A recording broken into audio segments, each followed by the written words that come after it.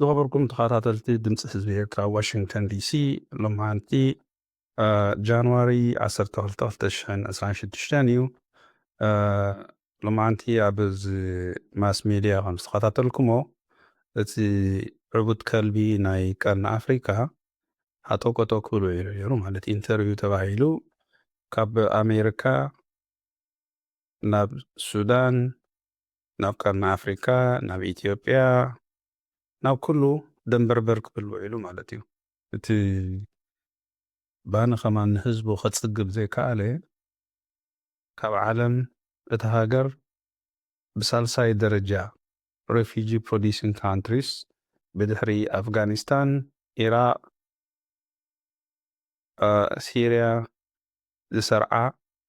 سرعات يايكون نجر ترخيب الليس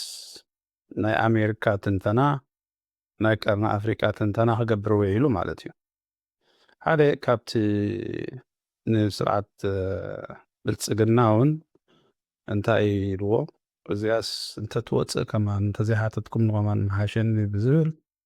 سلسته phrases قلتو سلسته words قلتو ويزبلون يرون نت عركوز نبره عبي مالتي هجي تحانتي سنف بلون يرو نداي فرح سسو إليز قلتو وبن يرو مالتي بتي عبي بحري يدلينا قل زبلو دولو مالتي حجي مچم سيلك مفكر كله ديس فكر ابي دي ولا نسودي كلهم فكرتيهم اجي ابي ون ميدين ኢትዮጵያ ዝኾና ድሮናት ኣዳልየ ኣለኹ ገለብለና ስለ ዘሎ ነታ ዝብላ ዘሎ ኣብታ ዓዲ ሓሉ ክውትፈሉ ኣለዎ ማለት እዩ እንተደኣ ኣለዎ ኮይኑ ካብ ህዝቢ ኢትዮጵያ ማለት ካብ መዓለን ፃፅ ካብኦም ኣሕዲጉ ኣብ ድሮን ኢንቨስት ዝገበሮ ኣሎ ሪና ኢና ቅድሚ ሕጂ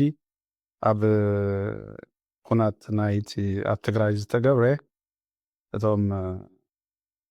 ናይ ወያኔ ሓለፍቲ ካብ መኪና ሃዲሞም ካብ መኪና ወሪዶም ክሃድሙ ሪኢና ኢና ማለት እዩ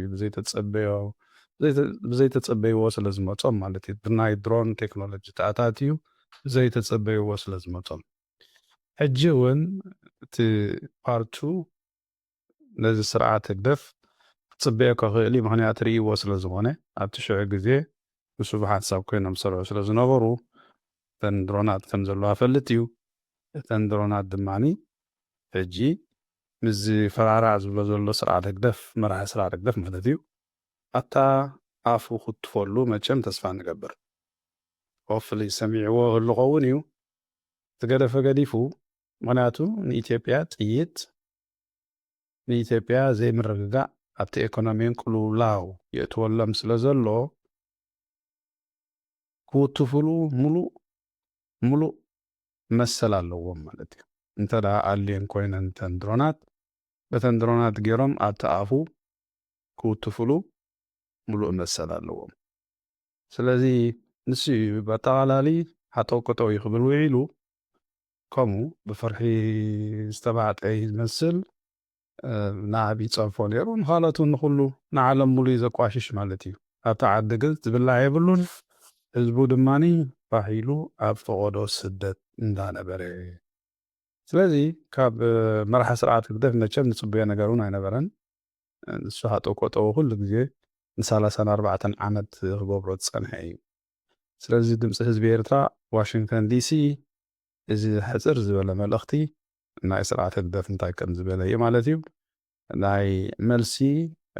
ናይ መራሒ ብልፅግና እውን ክንርኢና ማለት እዩ ስለዚ ኦልሬዲ እኮ ፈሊጡ ኣሎ ወርኒን ይህብ ስለ ዘሎ በተን ኢትዮጵያ